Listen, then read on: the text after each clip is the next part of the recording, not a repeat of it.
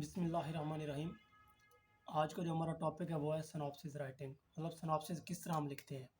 Mostly जो universities के अंदर लिखा जाता है सिनॉप्सिस, उसको हम देखेंगे कि उसका क्या तरीकाकार है और हम कैसे इस सिनॉप्सिस को अपने मतलब एक प्लान के मुताबिक लिख सकते हैं। और इस सिनॉप्सिस को यूनिवर्सिटीज़ में सबमिट करवाना तो ये एक इम्पोर्टेंट स्टेप है रिसर्च का, एमफिल स्टूडेंट्स के लिए मोस्टली।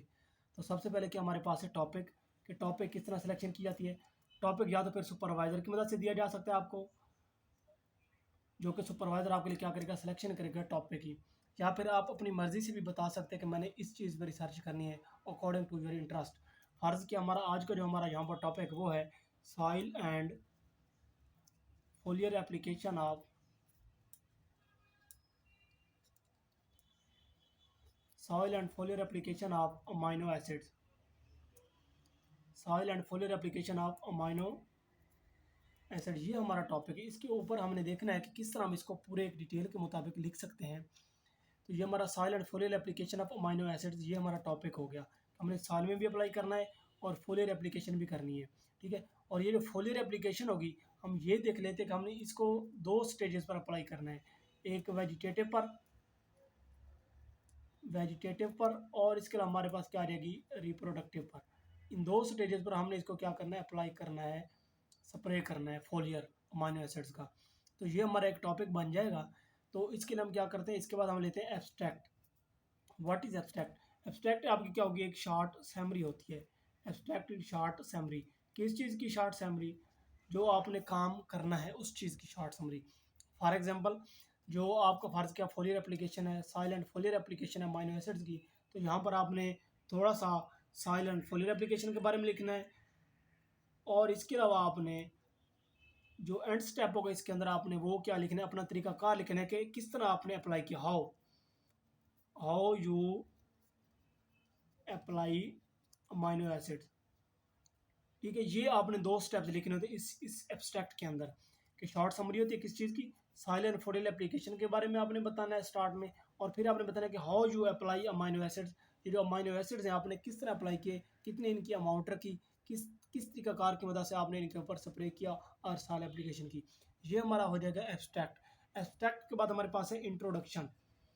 इंट्रोडक्शन क्या है आपका, व्हाट इज इंट्रोडक्शन? इंट्रोडक्शन में आपने सबसे पहले, अगर आपने कोई प्लांट लिया हुआ है तो प्लांट में मौजूद आपने सबसे पहले क्या बताना है, एग्रीकल्चर का रोल बताना है।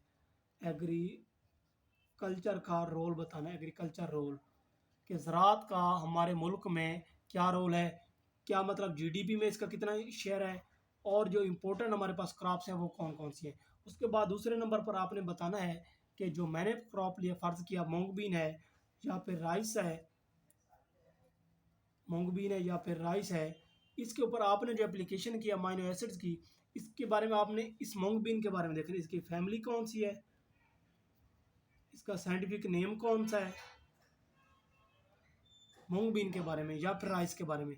इन दोनों की आपने फैमिली देखनी है और इसके अलावा इनका साइंटिफिक नेम देखना है।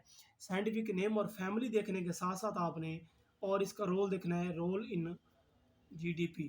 जीडीपी का मतलब क्या, ग्रास डोमेस्टिक प्रोडक्ट, एनुअली कितनी इसकी प्रोडक्शन हो रही है और कितना इसका एरिया काज किया जा रहा है, ये आपने देखना है इंट्रोडक्शन के अंदर, मतलब एक इसके बारे में। और लास्ट पर आपने क्या देखना है, अमाइनो एसिड्स के बारे में। अमाइनो एसिड्स, कि अमाइनो एसिड्स क्या है, इनकी इंपॉर्टेंस क्या है, ठीक है, और इस तरह की इनकी डेफिशिएंसी प्लांट्स के ऊपर क्या इफेक्ट करेगी। ये हमारे पास आ जाते हैं कि डिटेल स्टेप्स जो कि इंट्रोडक्शन के अंदर आ जाएगा। इसके बाद review of literature. Most typical step है रिव्यू ऑफ लिटरेचर, जो कि बच्चों के लिए लिखना बहुत ही मुश्किल है, लेकिन मैं आपको बिल्कुल आसान तरीके से बताऊंगा। वो ये है, रिव्यू ऑफ लिटरेचर का मतलब क्या है, रिव्यू, रिव्यू का मतलब क्या है, जायजा लेना। क्या करना, जायजा लेना। लिटरेचर का मतलब क्या है, ओल्ड पेपर, ओल्ड पेपर, यानी कि आपने पुराने पेपर को रीड करना है और उनमें देखना है कि जो पहले लोग हैं, पहले साइंटिस्ट गुजरे हैं, उन्होंने कितना काम किया हुआ है इसके ऊपर, यानी कि सॉइल एंड फोलियर एप्लीकेशन के ऊपर अमाइनो एसिड्स की।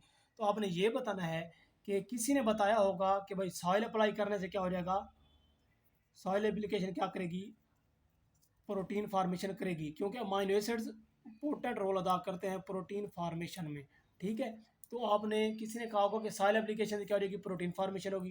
किसी ने क्या होगा कि वेजिटेटिव स्टेज पर क्या हो जाएगा हमारे पास, वेजिटेटिव स्टेज पर अप्लाई करेंगे तो प्रोटीन फॉर्मेशन होगी। किसी ने कहा होगा कि दोनों सॉइल प्लस वेजिटेटिव पर अप्लाई किया होगा तो प्रोटीन फॉर्मेशन होगी।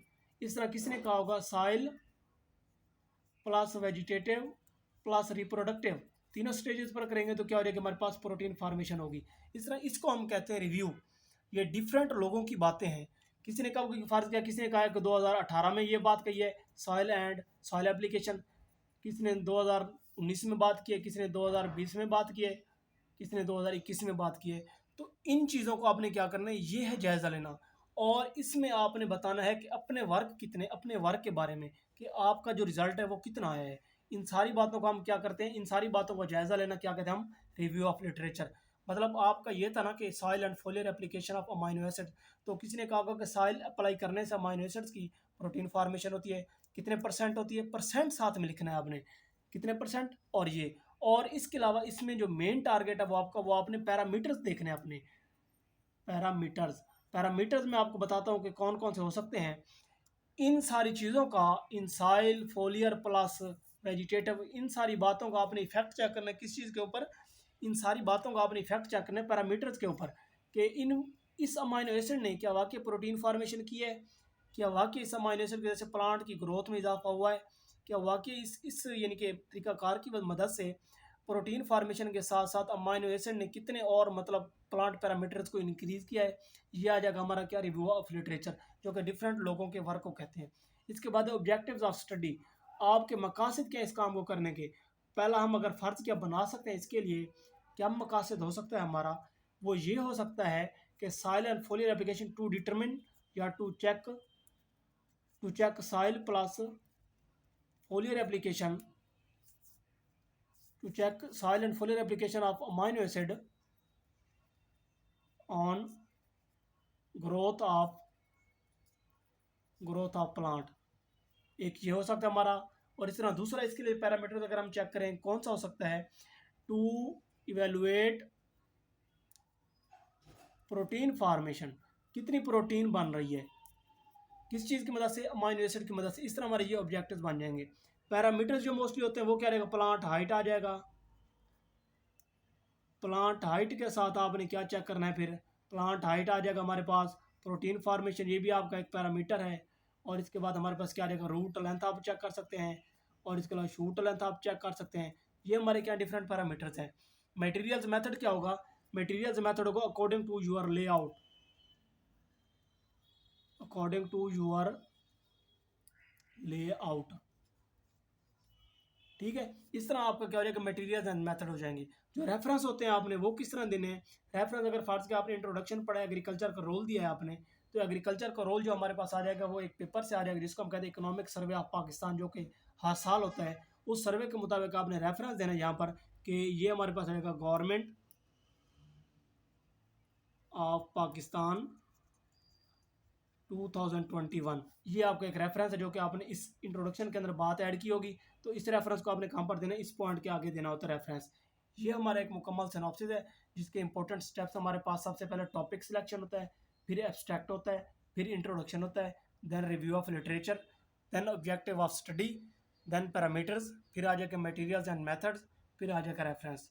आई होप कि आप लोगों को इस टॉपिक की समझ आ गई होगी, और इस टॉपिक को समझने के बाद आप मेरे चैनल को सब्सक्राइब ज़रूर करेंगे। ओके, अल्लाह हाफिज़।